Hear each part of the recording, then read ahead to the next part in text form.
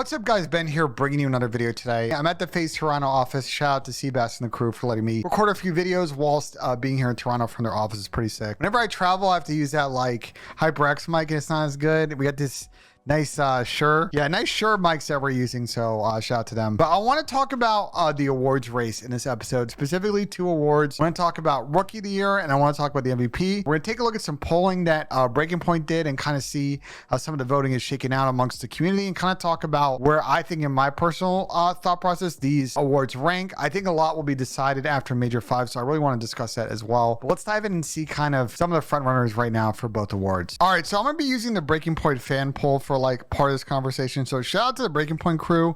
They did a really good job in this article. We'll link it in the description so you guys can take a look.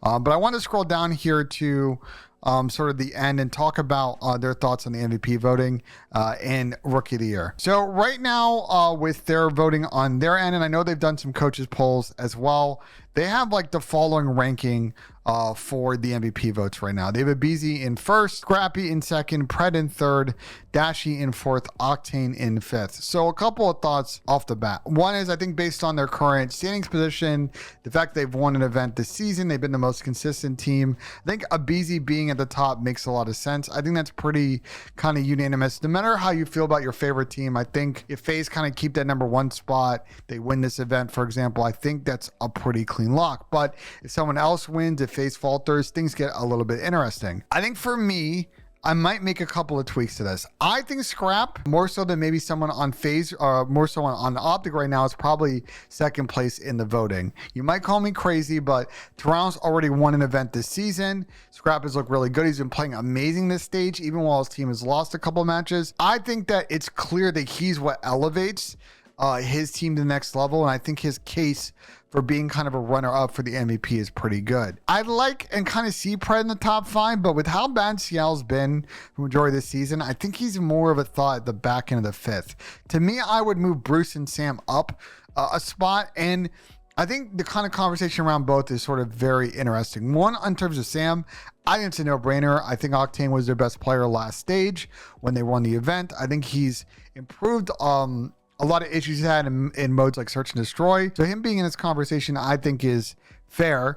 I think when in regards to Dashy, it's a little bit trickier, because what might happen here is if Optic wins this Major 5, I think that Optic player, depending again on how FaZe does, probably slides to #1, and it may not be Dashy. It could be Shotzi. It could be Hook.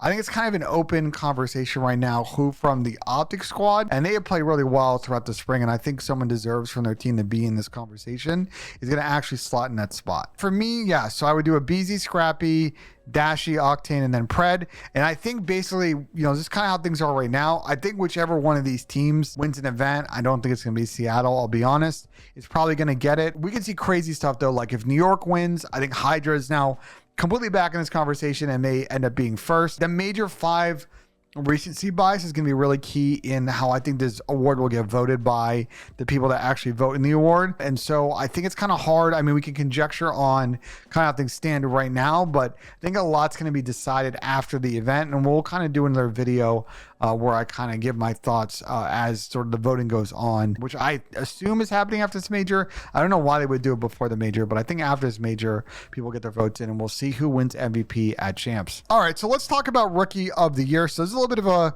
interesting graph. Let me explain it. So basically they had people rank rookies kind of 1 through 9, and they kind of show you in sort of a ladder graph where people place some of these players. I think there's really only 2 rookies that need to be in the conversation right now. Obviously, if Boston wins an event, things get very interesting. I think it's Scrappy and Dan Ghosty. And right now to me, it's clear Scrappy #1, Dan Ghosty #2. Now, if Optic wins an event, if Dan fries, this gets very interesting. But at the moment, I think Scrap's performance all season really backs up him being in the #1 spot. Dan obviously came in mid-season, and Optics played really well, but they haven't yet parlayed that into an event win. So I think him being in the second spot is pretty clear. Now, I think third is sort of interesting. It seems like right now, if we scroll down, a lot of people have Hixie as #3 and Beans as #4 and Vickle #5. I wonder if Florida have a really good tournament. Let's say they get like top 6 or even like a top 4. If maybe Vickle might sneak into the top 3 in terms of rookie rankings. But Hixie in third makes sense. I mean, they've won an event. when they rotated him in too. So there's some good correlation there. Beans at 4 is interesting. Like, I like Ben and what he's brought in, but I don't know. Like, it's very hard with some of these rookies because we got guys like Yuli. Team's not playing that well. Fame, I mean, remains to be seen, but team has mostly not played well. Joe Deceive, same thing. He's on LAG, like their season's probably over in one match. Cramp, similar situation to Beans, but he's coming a little bit later. I think Vickle has some movement there because of the weakness, I think, at Boston. And then, you know, I love Hicksy, but he hasn't really slayed at a level that's going to catapult in the top of that conversation. I think Vickles look really good for Florida and might be able to do so. So that's my thoughts on the Rookie of the Year. Scrappy number 1, Dango C2. Let's see how things stand after Major 5. So yeah, not a long video. You know, there obviously are a couple of other awards, and I'm starting to think about for our flank end of awards, like who's going to be our guest of the year for that. What's like our series of the year? I want to save that because there's no point in really talking about it because it's always going to be like a Major 5 or a champ series. Probably going to win that one because of the importance. Play of the year is probably the VZ one before. I think at the moment that one kind of stands pretty clear as far as plays, and also that one happened in Atlanta, although I wish it would have been in front of a crowd. But we can't do anything about that. And then most improved players, kind of an interesting one. I haven't put a lot of thought into that. If Vegas qualify for champs, maybe you give it to like Clay. I think that might be a good example considering what he dealt with last season. But I'm curious in the comments what you guys think about most improved player. Also, let me know what you think about MVP and Rookie of the Year. So I'm curious to see what you guys have to say. Like if you enjoyed, subscribe for more. And as always, guys, we will see you on the next video.